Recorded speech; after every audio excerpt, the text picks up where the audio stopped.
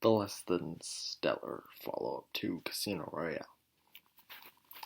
Quantum of Solace is directed by Mark Forster and stars Daniel Craig, Olga Kurylenko, Matthew Almeric, Judi Dench, Giancarlo Giannini, Jeffrey Wright, Gemma Arterton, David Harbour, and Jesper Christensen.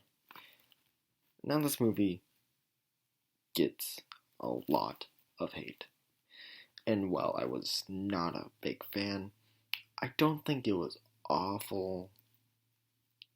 There are some things that legitimately work well, I think.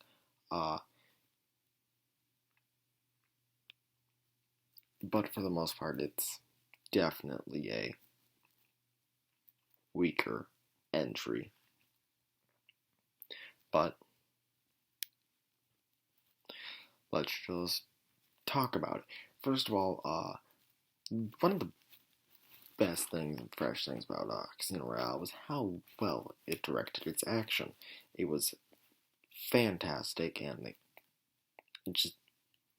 it was so easy to follow. It was simple, but it was easy to follow in a time where the hyper-stylized editing was starting to become more common.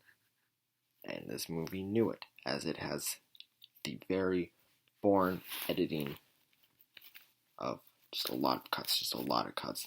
I can't think of an action scene done more wrong with this than the opening car chase, which should have been it's an opening car chase. Car chases are so much fun. They're so exhilarating. Everything's fast-paced. And yes, even the editing is usually fast-paced in a car chase scene. This was a little too much, as it was just told as you were just getting whiplash, going from cut to cut to cut to cut, not even understanding what was actually happening. And that's one of the things that I didn't like. I didn't like that you couldn't tell what was happening here. And there's probably like one fight scene, I think. It's actually done well. It's like the rooftop chase early in the film. I think that's actually done really well. And I was thrilled by that one the entire time. This movie was definitely hurt by happening during the writer's strike of America, in which a bunch of writers just went on strike because they were being overworked and underpaid and all that. And a lot of movies suffered. There are some movies that actually thrived. Iron Man was in the middle of the writer's strike, so it never got a complete script, but it relied on the charm of the actors to make it through, and that worked really well. You can't even really tell most of the time that it didn't have a finished script. This movie, you can tell. Daniel Craig has pretty much helped write the script because there was no one else to do it, and he has since said in interviews that he's not a writer, which he knows his own strengths and weaknesses.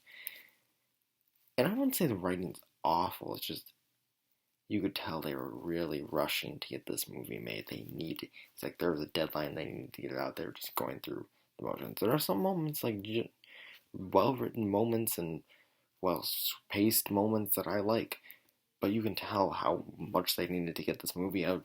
The movie's in an hour 40 something, like an hour 46. That's the shortest James Bond movie by a lot.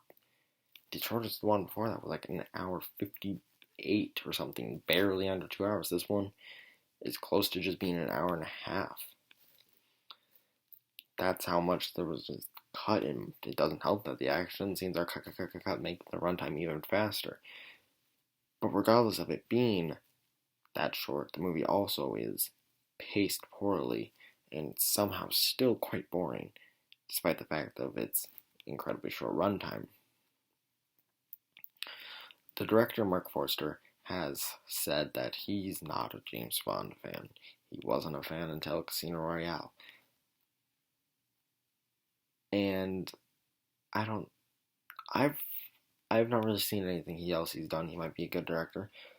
I don't think you should be hiring a director who doesn't really care for the stuff that they're making. You wouldn't hire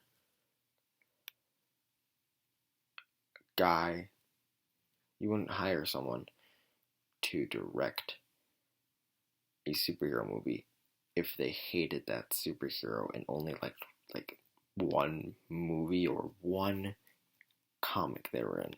That doesn't scream good idea alert.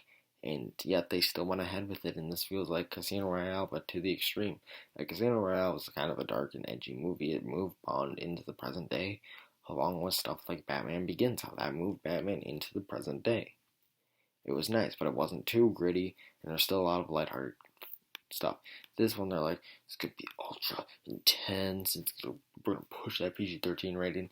Not really, they didn't really push that PG-13 rating.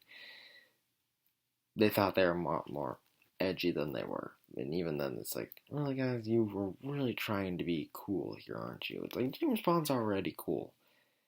Casino Royale proved that.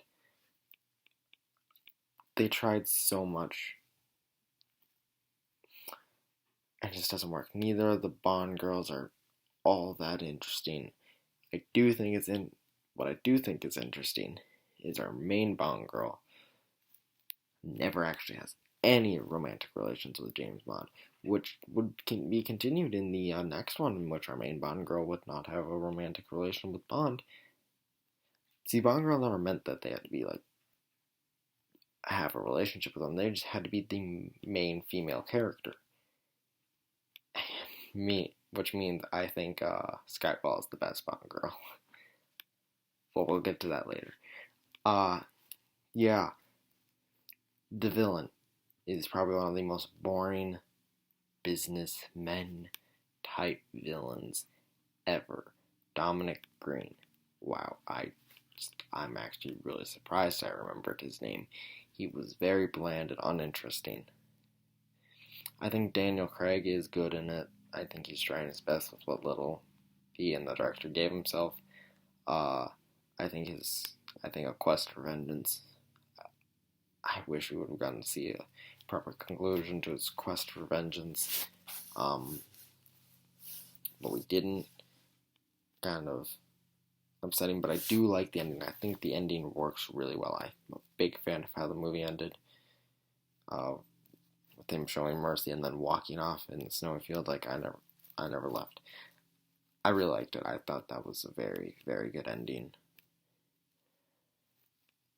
Yeah, the movie's a mess.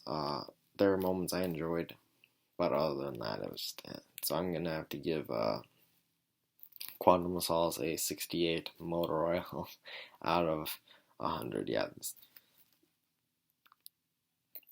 but thankfully Skyfall is a perfect movie, so really just got the bad taste out of my mouth. Yeah. Have you seen Quantum of Solace? Tell me what you thought about it in the comments below. If you like this review, make sure to like and subscribe. This is Jordan from Jordan Reviews, signing off.